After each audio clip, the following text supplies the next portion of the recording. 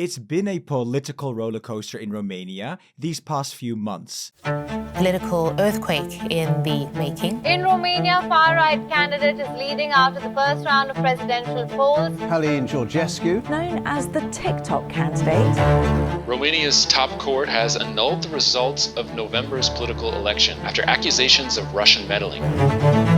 New elections, but one candidate is out. Romania banned far-right pro-Russian politician Călin Georgescu from standing in the presidential election rerun in May. So here we are again. What happened at the presidential election rerun in Romania?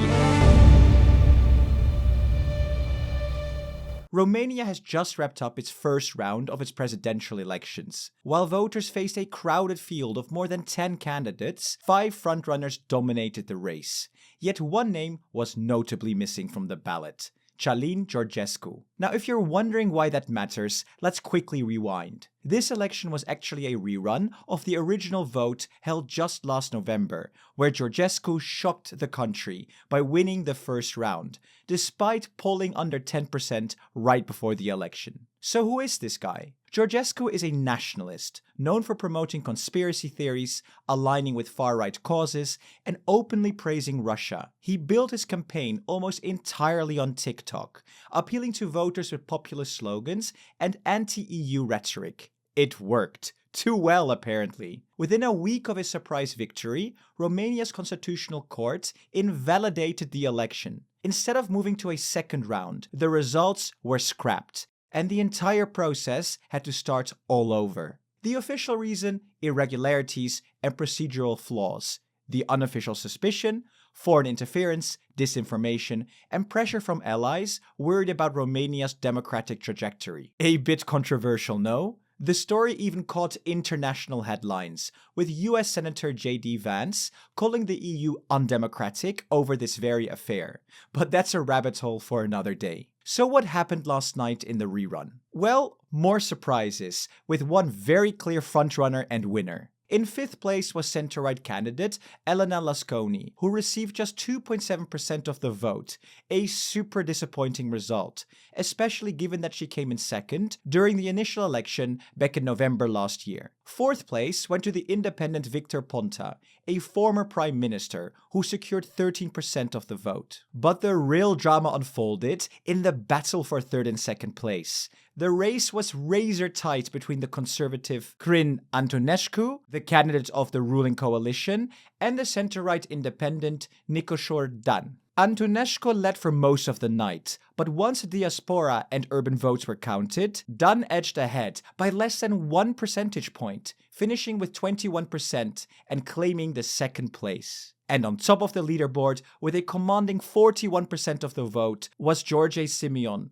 the fiery leader of the far-right alliance for the Union of Romanians, in short, AUR. His landslide victory in the first round sent shockwaves through the political establishment and the EU, but more on that later. In a strategic move to consolidate support from his far-right base, Simion aligned himself with Călin Georgescu, the disqualified candidate who won the first round of the annulled election. Simion has publicly pledged to bring Georgescu back into a leadership role if elected, suggesting possibilities such as appointing him as prime minister or initiating a referendum to reinstate him. This might have helped him get so many votes. But no one is president just yet. Under Romania's electoral system, voters across the countries cast their ballots in the first round for their preferred candidate. If no one wins an outright majority, over 50%, the top 2 contenders advance to a second round runoff.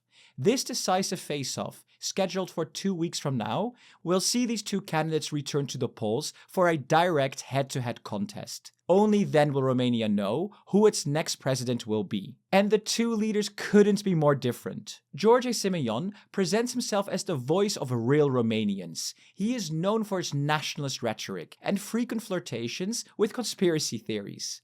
A former activist for unification with Moldova, Simion has turned AUR into a political force by channeling public frustration over corruption, economic inequality, and rapid cultural change. Nicoșor Dan, on the other hand, is a technocratic reformer focused on transparency and good governance.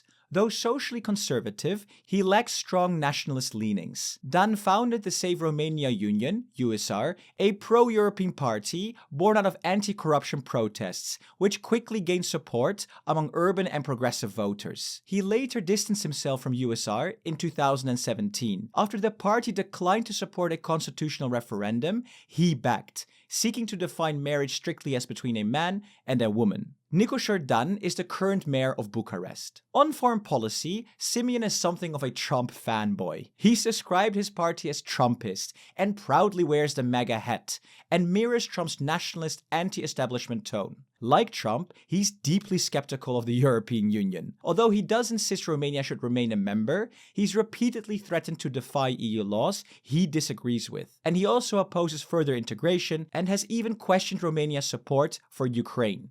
In fact, Simeon is currently banned from entering Ukraine for 3 years, with Kiev accusing him of anti-Ukrainian activities. He's also cited Italian Prime Minister Giorgia Meloni as a political role model and has called for the Melonization of Europe. Nicosor Dan, by contrast, is a committed pro-European. He supports deeper EU integration, values Romania's place in the Western Alliance, and stands firmly behind Ukraine.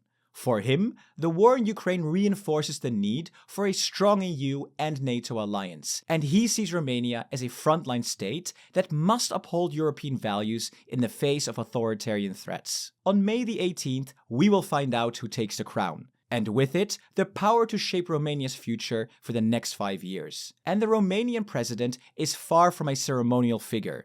They direct foreign policy, appoint the prime minister, and have the authority to veto legislation or refer to the Constitutional Court.